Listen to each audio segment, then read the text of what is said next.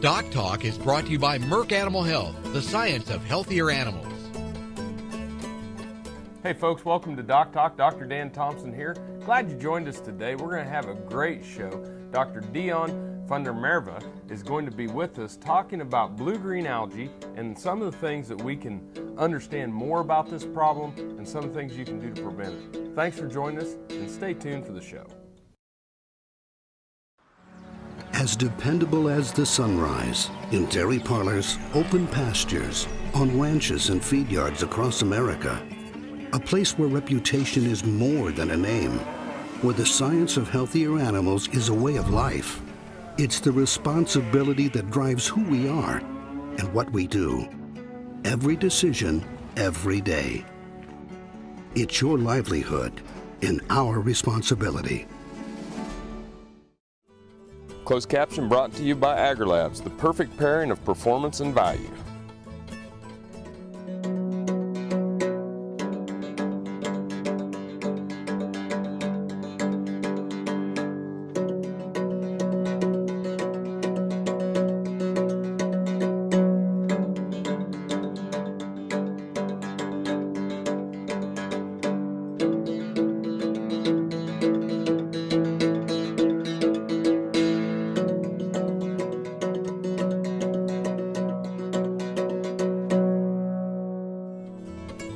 This segment brought to you by the new Hired Hand Portable Cow Sprayer. For more information, visit cowsprayer.com.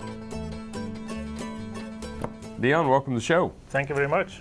Folks, this is Dr. Dion van der Merwe, and he is an associate professor here in the diagnostic laboratory at Kansas State University, and he's the head of our toxicology section. And you've done a lot of work with this blue-green algae, and it's a pretty serious problem that we have here in the U.S. and specifically around our area.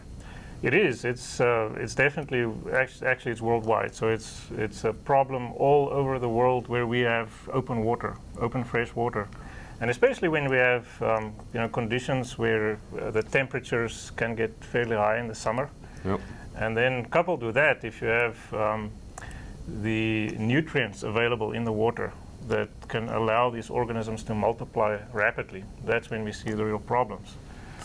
So it's one of those things that every summer, you sit there, you're going to your favorite lake, and all of a sudden it says, we're closed. Exactly. And it can happen in the ponds, and it can happen, many different areas. But and it's a really challenging problem. The reason is that we are, as human beings multiply, we are obliged to provide food. So we really don't have a choice but to use a lot of nutrients for crop production.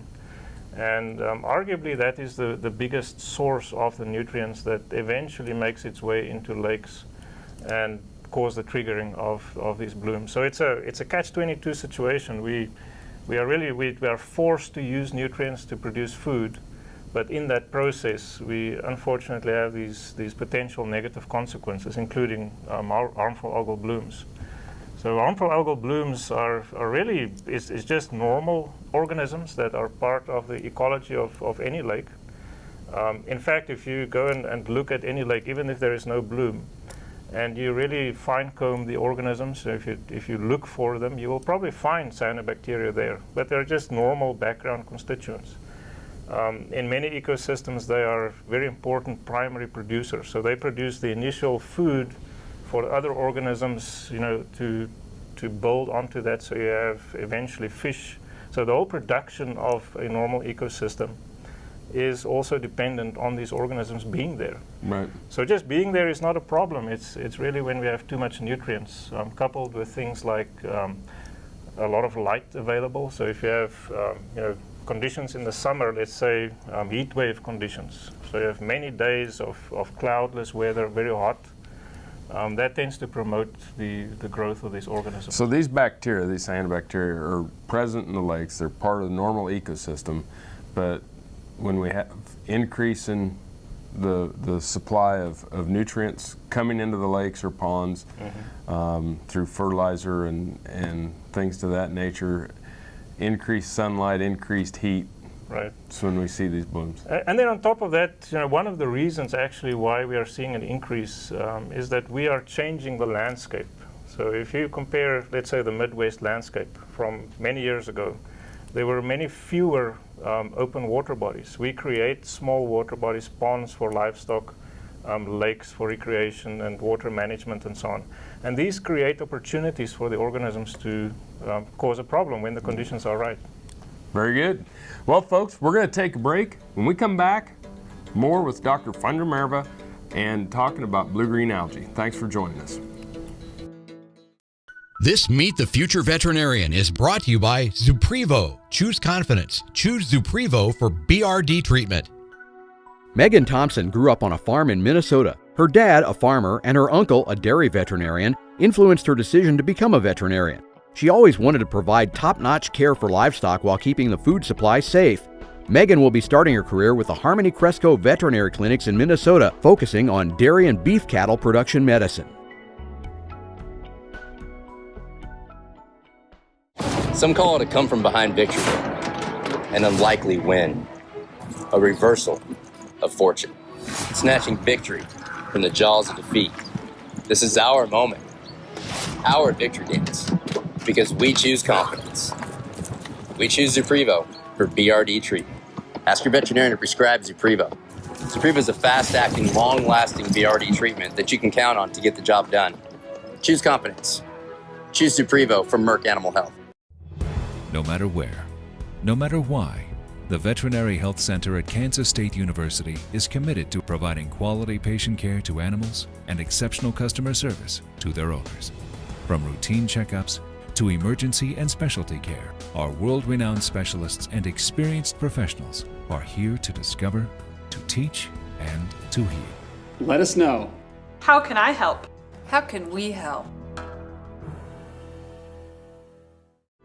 Healthy cows start with the new hired hand automatic livestock sprayer. Rancher invented to provide an efficient alternative to pour-on and injectable parasite management systems. The portable design allows cattle to treat themselves head to hoof. Strategic device placement with pass-through activation technology takes the stress out of parasite treatment for cattle and the rancher. Get the new hired hand for yourself or become a distributor. Visit cowsprayer.com. The new hired hand makes healthy cows easy.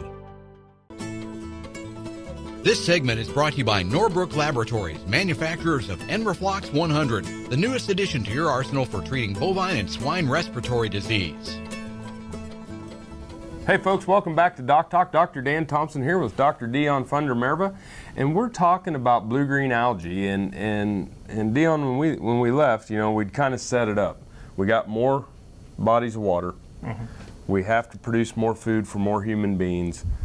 So we're putting more fertilizer, more nutrients on. It's winding up in our water supply, causing this bloom.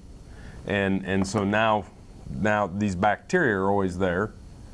And we've just helped create the situation. But let's talk a little bit about some of the different problems, because when they shut down the lake or they shut down the thing, it's something that people outside of agriculture, you know, well, everybody that uses the lake, inside or outside agriculture, wants to know a little bit more about why we're not going in there, or why our dog got sick, or things to that nature. So let's talk a little bit about these different products. Okay, and something I should maybe point out is that if you look at the economic impact of the problem, a lot of it is associated with things other than direct poisoning, but it's the need to avoid poisoning that has a significant economic impact. Sure. So when you have conditions that might lead to poisoning, so you have risky conditions, then we have to take action. We have to close lakes.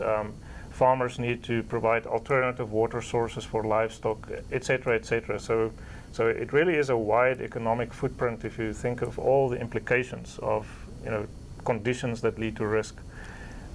But if we focus for a moment then on the poisoning itself, one of the most common types of toxins that are produced by cyanobacteria, and I have to also say that there are a variety of toxins, so not all cyanobacterial blooms are going to produce the same kind of poisoning. But one of the most common, especially in our region, is caused by a toxin called microcystin, which is produced by a number of cyanobacterial organisms, but the most commonly source, the most common source is Microcystis, is a species of cyanobacteria. And when I first got interested in this problem, it was because of a very severe bloom of Microcystis that happened in Milford Lake, here close to Manhattan. And it caused poisoning and death in dogs that visited the lake. There were also some cases of human poisoning, luckily not very serious, not lethal. But that really sparked the interest because that showed how rapidly lethal these toxins could be. These dogs, when they visited the lake and they ingested the material, they would typically die within a couple of days of the ingestion. A very, very serious, rapidly developing disease due to liver failure. So it's a toxin that at first, so the first exposure that you get tends to cause a rapid inflammatory response. So it causes an irritating effect on things like mucous membranes. So if you get some of that contaminated water in your eye or so, you'll probably experience an irritating effect, so tearing and inflammation and pain. But then you will also, if you ingest it, it will cause a vomiting, then diarrhea, and then you get liver failure after that if the dose is high enough. Well, let's take a break, and then when we come back, we'll wrap up on the liver and go to some of the neurotoxins. Sure. You're watching DocTalk, and we're sure glad you joined us. The BQA Tip of the Day, sponsored by Boehringer Ingelheim Vetmedica, Inc. Hello folks, Dr. Nels Lindberg here with Animal Medical Center and Production Animal Consultation out of Great Bend, Kansas. Today's BQA Tip of the Day, we're going to talk about storage of our vaccine and product that we use for processing any sort of bovine, pig, whatever it might be. Storage of product can oftentimes be overlooked, but we want to make sure we store our product in a clean, dry, cool place that follows the label of what sort of temperature we need to cool it out. This particular facility, they have a nice walk-in cooler. Not everybody has these, but if it's a walk-in cooler or a small fridge-sized cooler, we want to make sure that we maintain proper temperature. Something neat that has come on the horizon is that we now have the ability to monitor the temperature of any sort of refrigerator via our cell phone. If the temperature steps out of our accepted refrigeration range, it notifies us on our cell phone that that refrigerator is out of that acceptable range, lets us know so we can go figure out what the problem is, get it fixed, remove the vaccine. Again, we want to store our product in a clean, dry, cool place that's within those accepted temperature ranges so that our product that we use on our animals is very effective and the most effective that we can make it. Thank you much.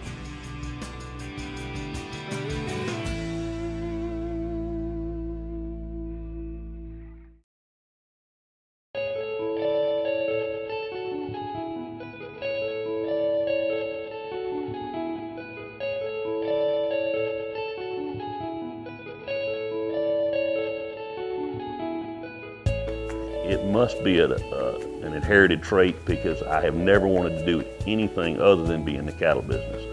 And it's interesting as I have grandchildren now, little bitty ones. All they want to do is go to the barn, swing a rope, and be a cowboy. It's something. It's a lifestyle that we have, the way we make a living, obviously. But it's really more than that. It gives us the opportunity as a family to be able to work together and enjoy each other's company and make a living at the same time. We've been using Triangle for years, and the reason we do it's been safe and effective, and we're going to continue to do that.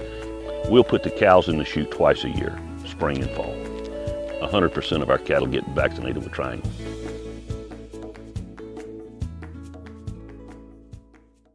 Hello friends, I'm Ernie Rodina. And I'm Dawn Dawson with the Better Horses Radio Show. For over 9 years, we've been bringing the Better Horses Radio Show to markets all across the Midwest. We talk about God, lots about horses. We talk about cows, we talk about horse health, we talk to top trainers, and we even talk about Roy Rogers. We are having a blast with Better Horses Radio Show and would love to take it to a market near you. So visit our website at betterhorsesradio.com and let us or your local radio station know you'd like to hear it in your area. The Better Horses Radio Show is unbelievable. Broadband has become as important to us as highways. That is why DocTalk is teaming up with NTCA, the Rural Broadband Association, and rural broadband companies like Blue Valley Telecommunications in fighting for quality broadband access through the program Smart Rural Communities. I don't think we have any idea what's coming in the future. I couldn't have imagined 5 years ago what we're doing today. So in 2 years, I would guess there's things we can't imagine that we're going to be doing. To learn more, visit ntca.org/smart or bluevalley.net. True Test Group, weighing systems, electronic identification EID, electric fencing, and dairy automation systems help farmers and ranchers around the world manage the performance of their livestock for ultimate profitability.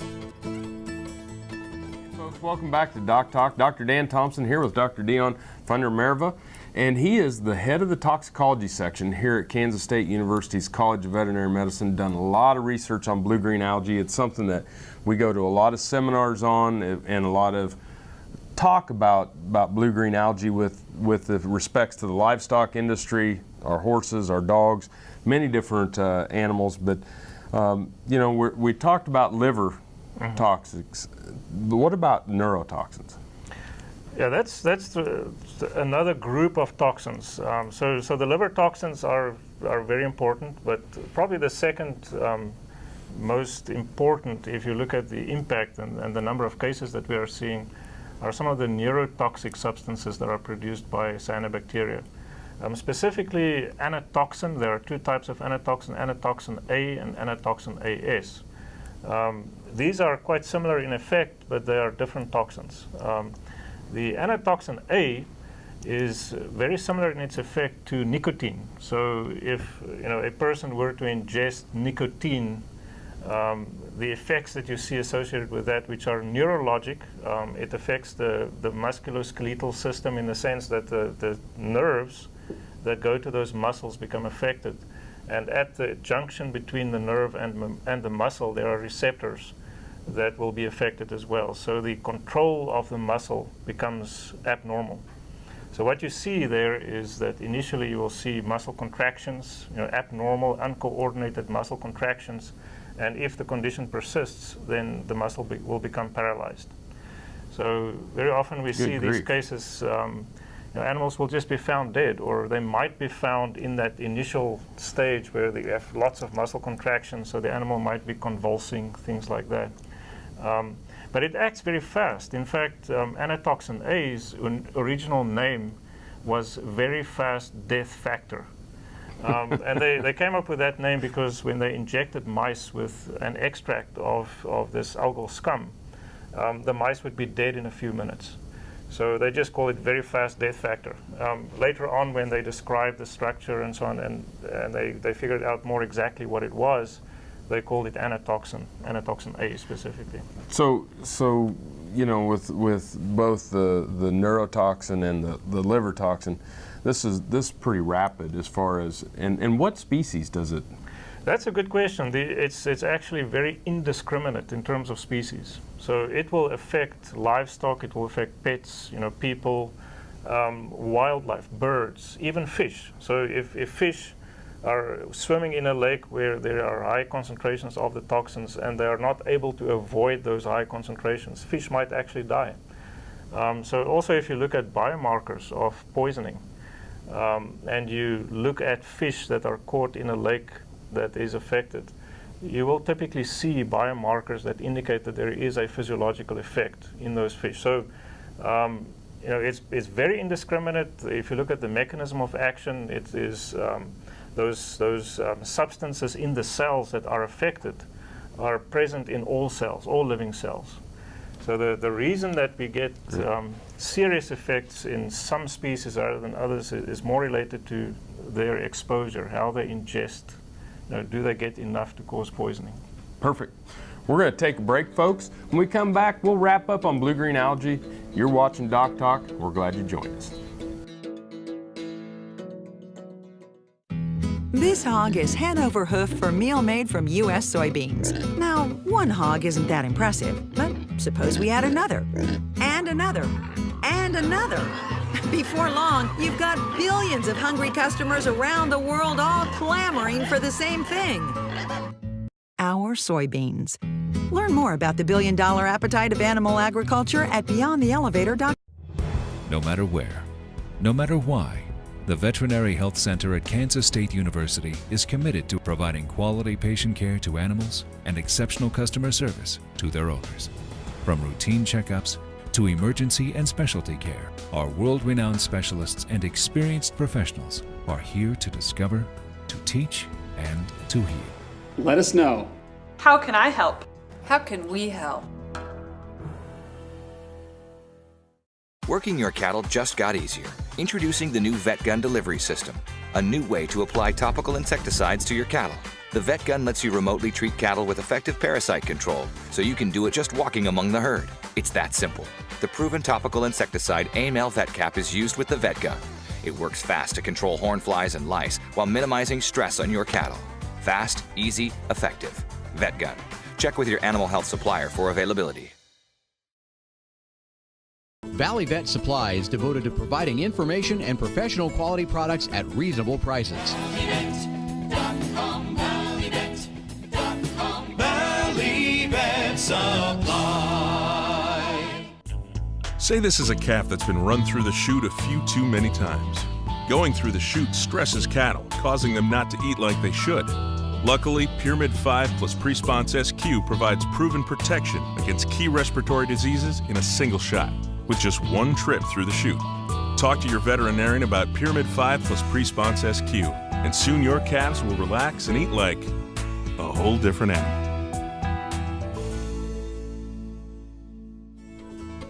This segment is brought to you by the Beef Quality Assurance Program and the Kansas Beef Council, improving animal care and beef safety for more than 20 years. Hey folks, welcome back to DocTalk. Dan Thompson here with Dr. Dion Funder-Merva, and we're talking about blue green algae. And you know, one of the things that kind of struck me is, okay, so I walk out into my pasture. Mm-hmm. What am I looking for as a producer, beef producer, to make sure that I don't have blue green algae, or if I do, how do I diagnose it in the pond? So I'm assuming that you're talking about the situation where livestock have access to a pond, and they use that as a water source. Absolutely. Which is very common. It's in many cases the only available water source. So if you have to have alternatives, it's very expensive and inconvenient to have to provide that. But if you have a pond, the first thing that you typically will expect to see is a change in the color of the water. So most cases, the color will change to green. And it can be that the organisms are growing in the water column, so below the surface, and then just the general color of the water will turn into a different color. Okay. Usually green, but sometimes it can be brownish or reddish as well. It can have more or less of a bluish tinge to it. So it's variable. Just a change in color is a danger sign. And then it can be that the algal bloom will form a scum that floats on the surface, which is quite common, but it's not always the case. But very often it is. So some of the common organisms, like the microcystis that we get in this area, tend to float to the surface. And because they float to the surface, and if there is a breeze that blows across the surface, they tend to blow along the water surface and accumulate on the downwind side of a pond. So if you have a pond and you see what can be called an algal scum, or an accumulation of blue or blue-green or brownish material on the downwind side, that is definitely a dangerous sign. And if you see that, the best thing to do is to not allow animals access until you verified what that's caused. So grab a sample, send it in to diagnostic labs. Exactly. They can tell if you have it. What can I do in my pond if I do have it? If you have it, what you can do depends very much on the type of pond and the circumstances. So if it's a small pond, then you have more options to do things. And what are those? So you can. There are chemicals that you can add to the water. Things like copper will effectively kill the organisms. So if you have a serious bloom and you need to break that bloom, that is an option if the conditions are right. So if you can safely apply chemicals like that, then that might be an option. You have to keep in mind, though, that it's not a permanent solution. It's only going to kill those organisms that are there at the time, but they can bloom again if the conditions don't change. You can also do things that will interrupt the requirements of the organism. So things like interrupting sunlight. There are things that you can add to the water that will essentially shade the water to prevent sunlight from penetrating. You can also plant tall trees around the pond to limit sunlight.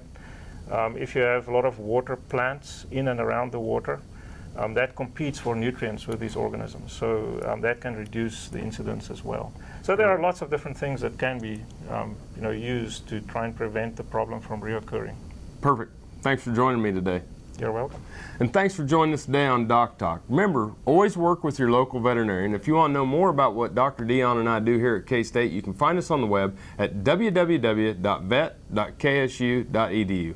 I'm Dr. Dan Thompson. Thanks for watching DocTalk, and I'll see you down the road.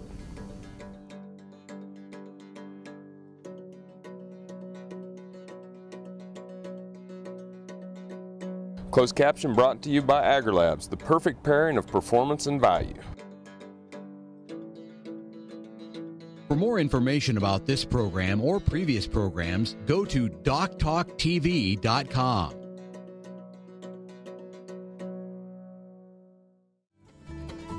DocTalk was brought to you by Merck Animal Health, the science of healthier animals.